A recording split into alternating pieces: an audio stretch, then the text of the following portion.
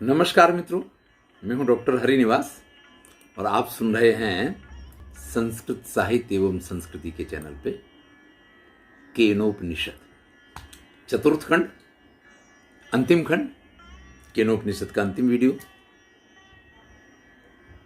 प्रसंग आपको याद होगा, एक दिन पहले ही आपको बताया था कि जब देवताओं ने यह मान लिया कि असुरों के ऊपर जो इनकी विजय हुई है वो उनका अपना पराक्रम है, वो उनकी अपनी महिमा है, उन्होंने किया इसीलिए ये सफलता उनको मिली है। तो जिस ब्रह्म की कृपा से उन्हें ये सफलता मिली थी वो ब्रह्म यक्ष का रूप धारण करके आते हैं। और जब देवताओं ने एक यक्ष को सामने देखा तो पहले अग्निदेव को भेजा कि जाइए पता करके आइए यक्ष है कौन। अग्निदेव पहुंचे तो यक्ष ने पूछा, भैया तुम कौन? ने अपना परिचय दिया। अरे मैं अग्निदेव, आप मुझे नहीं पहचानते? लोग मुझे जात वेदस भी कहते हैं।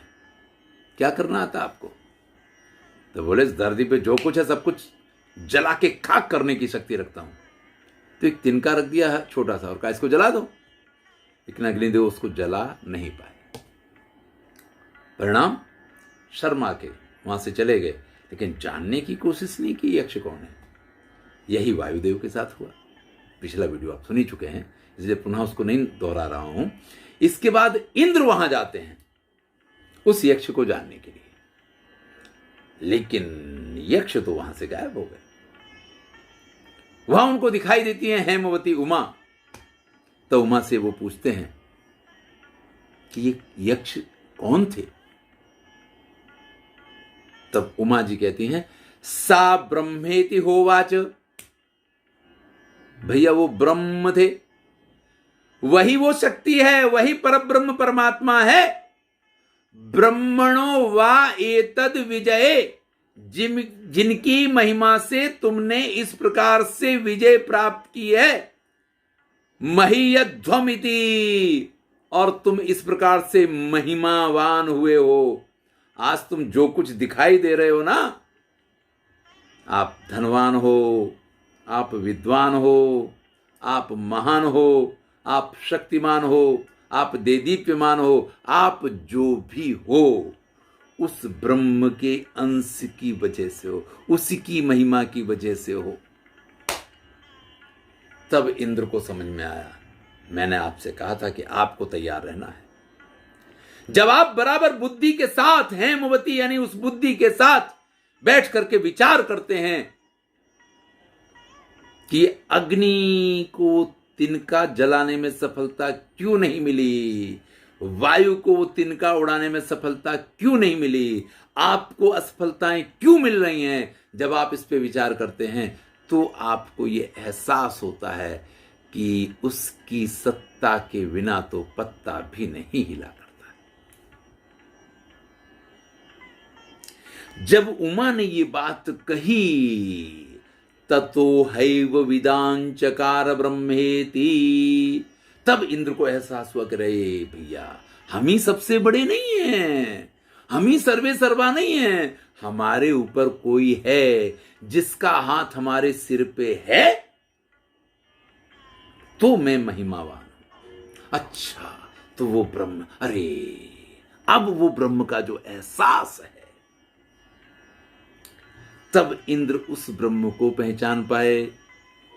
तब उनको ये पता चल गया कि भैया ये जो कुछ है मैं तो एक निमित्त मात्र हूं, वास्तव में तो ये सारा पराक्रम उस परब्रह्म परमात्मा का है। आप भी जीवन में जिस दिन ये समझ जाएंगे कि आप जो कुछ कर रहे हैं आप सिर्फ निमित्त हैं। देखिए, एक नहीं, आप जो कहें उसके संदर्भ में आपको एक सामान्य से सामान्य उदाहरण दूं तो भी आपको आसपास फैले मिल जाएंगे। पति पत्नी का विवाह होता है, नवदंपति का विवाह होता, पति पत्नी बन जाते हैं। मेरा तात्पर्य यह है, सीधी सी प्रक्रिया है, उनके शारीरिक संबंध हो तो बालक उत्पन्न होना चाहिए। कई दंपति को ऐसा होता है कि डॉक्टर के पास जाएंगे, डॉक्टर कहेगा कोई समस्या नहीं है, कोई परेशानी नहीं है, लेकिन उनको संतान की प्राप्ति नहीं हुई। अरे यहां तक उदाहरण देखे कि पति का पूर्व पत्नी के साथ विवाह हुआ और उसके साथ उसके पास बालक है, और अगर दूसरी पत्नी के साथ विवाह हुआ, पत्नी में कोई दिक्कत नहीं है और पति में भी कोई दिक्कत नहीं, पति तो इसका प्रमाण है कि इससे पहले भी उसके पास बालक है, लेकिन फिर भी संतान नहीं होती है, तब आप क्या कहेंगे? अरे ये एक बात नहीं है, लोग बाग मेहनत करते हैं, दिन रात एक करते हैं, लेकिन सफलताएं नहीं मिलती हैं, तब आप क्या कहेंगे? सफलता का कारण सिर्फ आपकी मेहनत कभी नहीं होती है।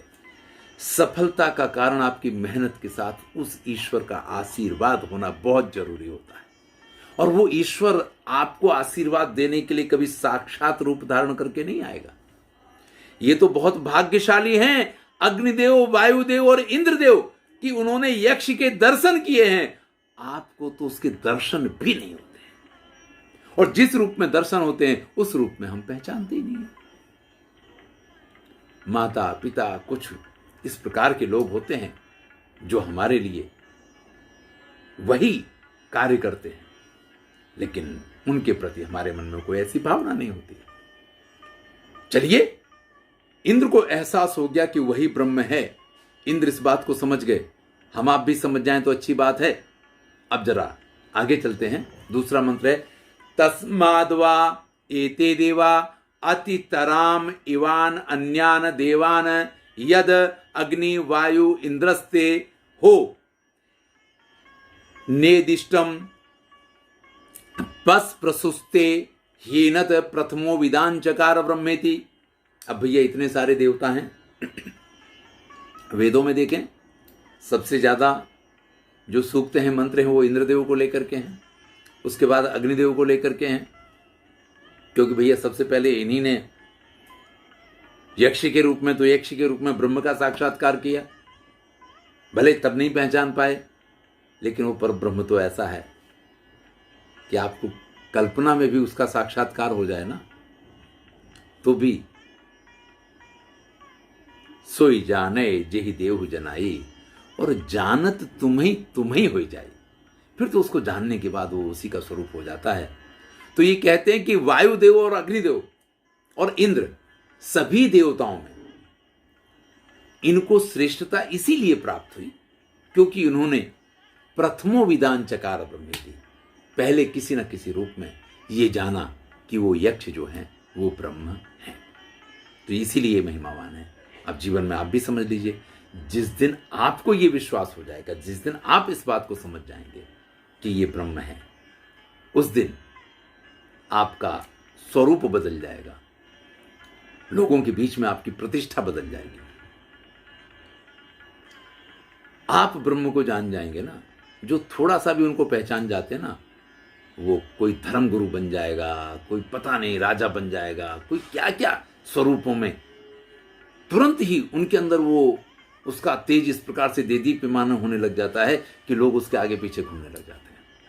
आप भी अगर एक बार मेहनत करके, तपस्या करके उस ब्रह्म को किसी भी रूप में समझ लें, तो आप समझ लीजिए कि आपकी सफलता निश्चित है।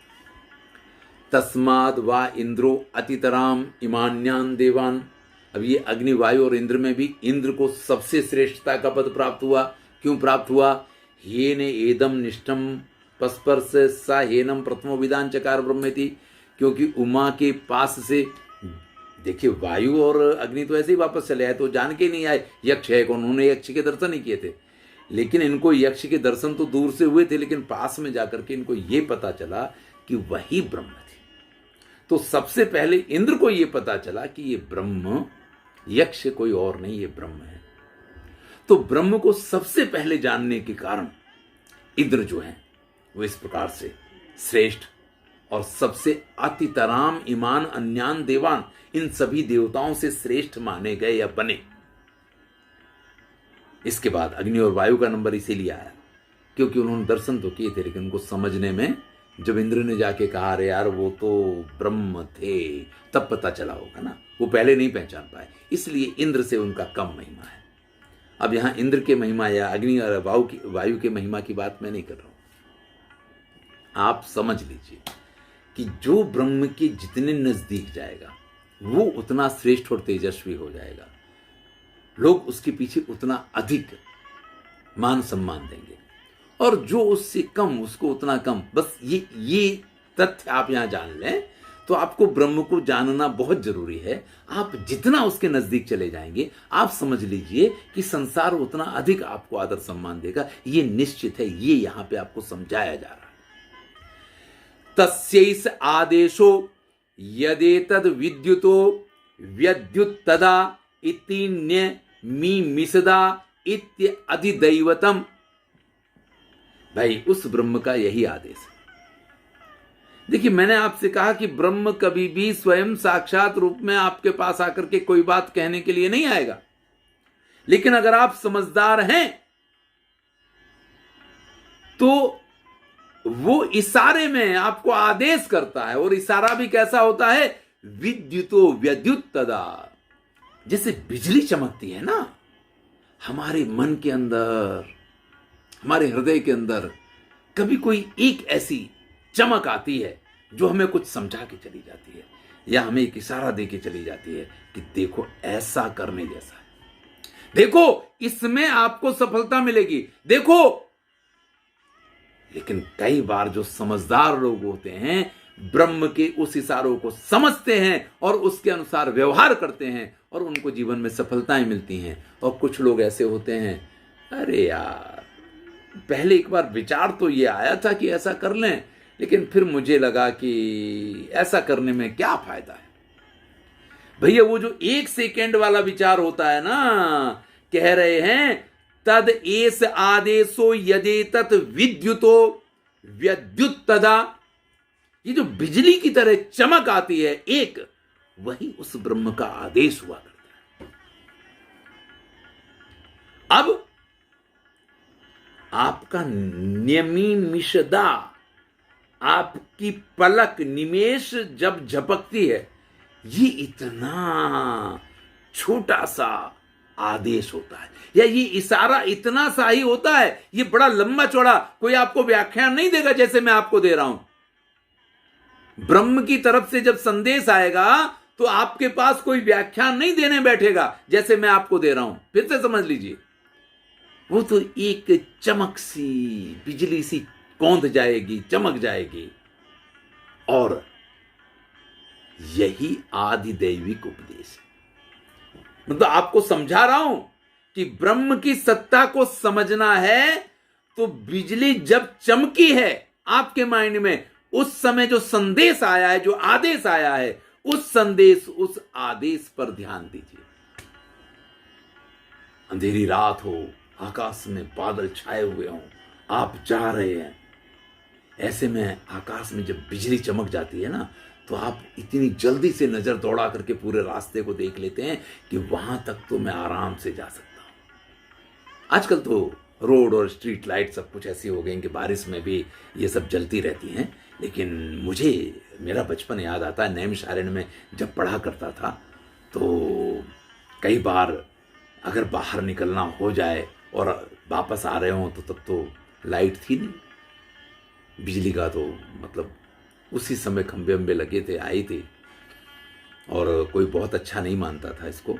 लाइट आ गई, ठीक है आ जाए, क्योंकि इसको कोई टाइमिंग नहीं हुआ करता था तो बड़ी समस्याएं हो जाती थी लोगों के मन में। तो उस समय इन चंद्रमा की चांदनी का, ये चमकती बिजली का, इन सब का बड़ा महत्व हुआ करता था। आज तो इस इलेक्ट्रिसिटी ने आकर के इन सब चीज़ों के महत्व को इतना घटा दिया है कि आज उसको समझना भी थोड़ा कठिन है।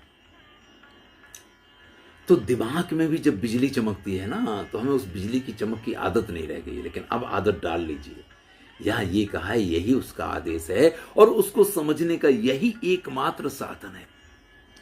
वो जब आपको इशारा करता है तो कोई व्याख्यान देने नहीं आता है, एक चमक सी दिमाग में आती है कि ये काम ऐसे हो जाएगा, और अगर आप उस तरीके से कर लेते तो आपको सफलता मिल जाती है। यही उसका इशारा है।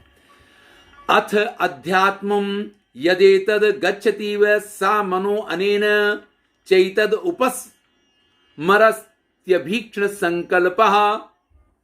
अब भैया आपको एक बिजली की चमक, एक कौंध आपके माइंड में आई, अगर आप उसको समझ गए, एक बार आप पहचान लें कि मुझे कुछ भी करना होता है ईश्वर पहले से मुझे उसका संकेत देता है और जो उसका संकेत होगा मुझे वही करना है, तो जीवन में आपको कभी कोई समस्या नहीं आएगी। मैं ये अपने अनुभव के आधार पे आपसे कह रहा हूं। मुझे कोई भी काम करना होता है तो मैं उस कार्य को करने के लिए प्रयास जब आरंभ करता हूं तो उसके साथ साथ ईश्वर का क्या निर्देश है, मैं इसको हमेशा अनुभव करने की कोशिश करता हूं और मुझे हमेशा उसका अनुभव होता भी है। और जब उसके अनुभव के साथ कोई काम करते हैं ना, तो मैं ये तो नहीं कहता हूं कि काम करने का अभिमान नहीं आता है, लेकिन कम से कम शब्दों में ये चीज अवश्य बनी रहती है कि भाई ठीक है, मैं निमित्त हूं, वास्तव में तो ईश्वर की इच्छा इसलिए ये काम हो रहा है। और यही करना हमारे बस की बात है। कुछ करके बिल्कुल उसका अभिमान नहीं आए ये तो संभव नहीं है, लेकिन अभिमान हो जाए इसको तो हम रोक सकते हैं और यही हमारे लिए संभव। तो यहां कहते हैं कि अथ अध्यात्मम यद एतद गच्छतीव, यही अध्यात्म है जो कि हमारा जो मन है ब्रह्म की तरफ इस प्रकार से जाए, उसको समझे, उसकी सत्ता को जाने। उपस्मरत अभीक्षणम, जब आप अत्यंत प्रेम पूर्वक उसको स्मरण करेंगे, उसको याद करेंगे, उसको जानने की, उसको समझने की कोशिश करेंगे, तो आपको इस चीज का एहसास अवश्य होगा। और ये जो संकल्प है, बस यही ब्रह्म की प्राप्ति है। और ब्रह्म कहीं आपको, मैंने कहा कि यक्ष के रूप में दर्शन दे जाएगा, ये मानने की जरूरत नहीं है। आप पूरी जिंदगी मूर्ति की पूजा करते रह जाएंगे तो भी आप उस एहसास से दूर रह सकते हैं। आप पूरी जिंदगी सारे व्रत उपवास करते रह जाएंगे, फिर भी आप उस एहसास से दूर रह सकते हैं कि ईश्वर की कृपा को आप पहचान पाए। और आप चाहे कुछ नहीं करते हो, खाली आपका मन अगर स्वच्छ है, पवित्र है, अंतरात्मा अगर संकल्पवान है, तो आप इस चीज को अवश्य पहचान पाएंगे। और उसी बात को यहां कहा गया है, तद्वनम नाम तद्वनम इत्युपासितव्यम स य एतदेवं वेदाभि हैनम सर्वाणि भूतानि सवांछन्ति। तो भैया अब निष्कर्ष पे पहुंचते हैं। तो वो जो परब्रह्म परमात्मा है, तत् यानी वो परब्रह्म परमात्मा जो है, तद्वनम नाम, वो सर्वत्र विद्यमान है। उसको ढूंढने मत निकलिए, वो सर्वत्र, कण कण में, प्राणी प्राणी में, अणु अणु में, सर्वत्र विद्यमान है। उसका नाम ब्रह्म है। समझ लीजिए, ब्रह्म क्या है? जो सर्वत्र विद्यमान है, आपकी इंद्रियों का भी संचालक है और इस समस्त संसार का, सृष्टि का भी वो संचालक है। तद्वन मित्य उपासितव्यम, और इसी स्वरूप में कि वो सर्वत्र है। मैं कई बार कहता हूं कि हमारे जो गुरुजी थे मथुरा में, जिनके पास रह करके पढ़ा, समझा, सीखा, वो एक बहुत अच्छी बात कहते थे। उनका भागवत की कथा कहते थे तो बोला करते थे, राधा राधा श्री श्याम सुंदर, आज हमारे भगवान आवेंगे। तो सब श्रोता लोगों से कहते, आप भी बोलो कि हमारे भगवान आवेंगे। तो वो कहते, नहीं हमारे आवेंगे। तो सब बोलते हमारे आवेंगे, यानी भगवान। फिर अगला जो वाक्य उनका होता था, हमारे तो संग ही संग डोलो करें। भैया ईश्वर तो हमारे साथ साथ ही बना रहता है, आगे पीछे खेलो करें, वो तो हमारे आगे पीछे खेलते रहते हैं। ये एहसास जिस दिन आप लेकर के आ जाएंगे ना, वही बात यहां से दिखा रहे हैं कि तद्वन, वो सर्वत्र विद्यमान है, हमेशा आपके साथ रहता है, हमेशा आगे पीछे आपके खेलता रहता है। उपासितव्यम, इस प्रकार से उसकी उपासना करनी चाहिए। उपासना का अर्थ कोई तिलक लगाना, गंगा जल से नहलाना, दूध से नहलाना, पंचामृत से, वो सारी चीजें नहीं है। उपासितव्यम यानी ये आपके मन का संकल्प होना चाहिए, ये आपके मन के विचार होने चाहिए। स या एतदेवं वेदाभि, जो साधक उसको इस प्रकार से जान लेता है, हैनम सर्वाणि भूतान सवांछन्ति, तो इन संसार का प्रत्येक प्राणी, प्रत्येक व्यक्ति उसका उसी प्रकार से आदर करने लग जाता है। अब आप समझ लीजिए, मैं जीवन में सफलता का पूरा प्रोग्राम आपको समझा रहा हूं। आपको अपने जीवन में सफल होना है, सुखी रहना है, आनंद में रहना है और लोग आपका सम्मान भी करें, ये भी अगर आप चाहते हैं तो आप इस रास्ते पे चल लीजिए। इससे अधिक सरल सफलता का दूसरा कोई उपाय हो नहीं सकता भैया। उपनिषदम भो ब्रूहीत्युक्ता सा उपनिषद ब्राह्मी वावता उपनिषद अब्रूमेति। भैया शिष्य ने गुरु जी से कहा कि आप हमें उपनिषद का उपदेश दीजिए, उपनिषद समझाइए, उपनिषद का ज्ञान दीजिए, उपनिषद कहिए। तो उन्होंने कहा यही तो उपनिषद है। केनोपनिषद में ब्रह्म क्या है वो समझाना है, वो हमने आपको समझा दिया। अगर आप समझ गए, यही उपनिषद का ज्ञान है, इसके अलावा और कोई उपनिषद का ज्ञान नहीं है। ईश्वर है, ब्रह्म है, जीवात्मा है, परमात्मा है, ये है, वो है, ये जान के सफलताएं नहीं मिलती हैं। सफलताएं इससे मिलती हैं कि उसको आचरण में कैसे लाया जा सकता है। और केनोपनिषद का ये सबसे बड़ा महत्व है कि वो आपको एक नैमित्तिक कथा सुना करके अग्नि और वायु की और हेमवती की और इंद्र की आपको ये बताते हैं कि आप अपने जीवन में किस प्रकार से इसको आचरण में ला सकते हैं, ब्रह्म के साक्षात्कार को किस प्रकार से प्राप्त कर सकते हैं। तो शिष्य ने कहा उपनिषदम भो ब्रूहि, हे गुरुदेव हमको उपनिषद सुनाइए। ता उपनिषद ब्राह्मीम वावता उपनिषद ब्रूमेति। तो गुरु जी ने कहा कि बस ये जो उपनिषद है, ये जो रहस्यमयी विद्या है, उपनिषद क्या है, वेदों का रहस्य इसको कहा गया है। तो ये जो ब्राह्मी ब्रह्म विषयक जो ये विद्या है, वो हमने आपसे अब्रूम कह दी। अब इसके अलावा और कोई ब्रह्म को जानने की आवश्यकता नहीं है। अगर आप ये समझ गए तो यही ब्रह्म की समझ है।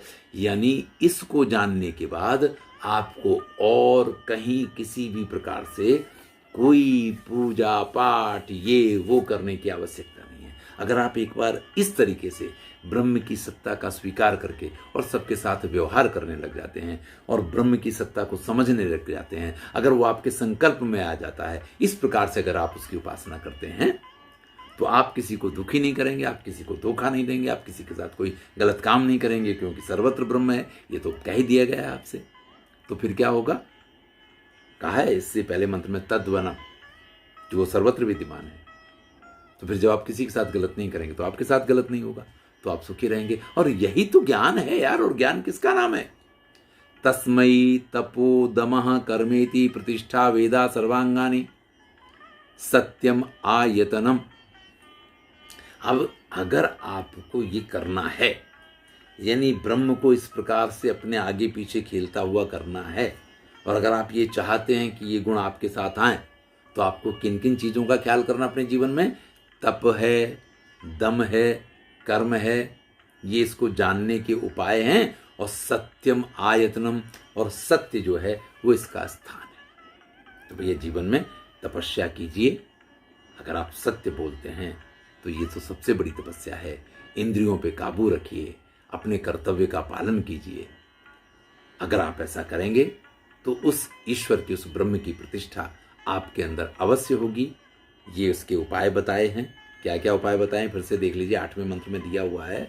तस्यै, उसके लिए, तपो दमः कर्मेति, आपकी तपस्या, आपका दम, आपके कर्म, प्रतिष्ठा वेदा, उसके प्रतिष्ठा यानी आधार हैं, उस ज्ञान के आधार हैं। सर्वांगिनी सत्यम आयतनम, और उसके ये सभी अंग जो हैं वो सत्य स्वरूप परमेश्वर है, और उसी में उनका आयतनम विद्यमान रहते हैं, यानी सत्य में ये सब कुछ विद्यमान है।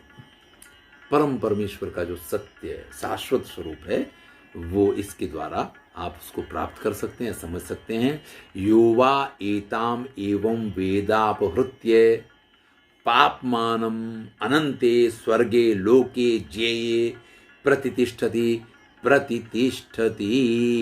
तो अब कह दिया कि भैया जो व्यक्ति इस प्रकार से प्रयत्न करता है इसमें, तो पापान अपहृत्य है, तो उसके पाप भी दूर हो जाते हैं। अब आप कहें कि सारी जिंदगी तो ऐसा कुछ किया नहीं है, अब आपका ये केनोपनिषद का वीडियो सुना और इसके बाद मेरी आंखें खुली और मैं सफलता चाहता हूं और मैं चाहता हूं कि ऐसा हो जाए, तो अब संभव है? भैया जिस दिन जागो उसी दिन सवेरा है। आप कितने भी बड़े पापी हो, यहां पे लिखा है पाप मानम अपहृत्य। आपका ये संकल्प जो है आपके मन में रहने वाले पापों को हटा करके और अनंते स्वर्गे लोके जय प्रतिष्ठति, आपको अनंत जो आनंद का लोक है उसमें स्थापित करेगा। देखिए, अगर आपके मन में पाप है तो कोई घटनाक्रम बनता है तो आपको लगता है कि बस इसका कारण तो ये है, बिना कारण के आप दुखी होते हैं। मैं कई बार अपने बच्चों को पढ़ाता हूं तो ये एक उदाहरण देता हूं कि दो बच्चों के बीच में कॉलेज में झगड़ा हो गया। दो बच्चों के बीच में कॉलेज में झगड़ा हो गया। अब आप समझिए, 10 मिनट बाद एक पुलिस की गाड़ी वहां आकर के पहुंच गई और बाई द वे ऐसा हुआ कि उस झगड़े को तो सुलझा दिया गया था। अब एक बच्चा गेट से बाहर निकल रहा था, उसी समय पुलिस की गाड़ी आ गई और पुलिस वाला उस बच्चे से कुछ पूछता है, चाहे वो कोई एड्रेस पूछ रहा हो, कुछ भी पूछ रहा हो, तो दूसरा बच्चा जिसका उस बच्चे के साथ झगड़ा हुआ था वो बाउंड्री कूद के भाग जाएगा कि बस पुलिस मेरे लिए आई है क्योंकि मैंने इसको मारा, इसने कंप्लेंट की है। क्योंकि ये मेरे अपने मन की भावना है, मैंने क्या किया है, मेरा अपना व्यवहार मुझे मजबूर करता है कि मुझे क्या करना है। तो आपके अपने अंदर का पाप आपको दुखी करता है, लेकिन जब उस पाप का अपहरण हो जाएगा, वो पाप समाप्त हो जाएगा, तो अनंते स्वर्गे लोके, वो जो आनंद का लोक है, जे प्रतितिष्ठति प्रतितिष्ठति, हमेशा के लिए आप उस आनंद लोक में जो हैं उस पर ब्रह्म परमात्मा के साथ हमेशा के लिए स्थित हो जाएंगे और हमेशा के लिए स्थित रहेंगे।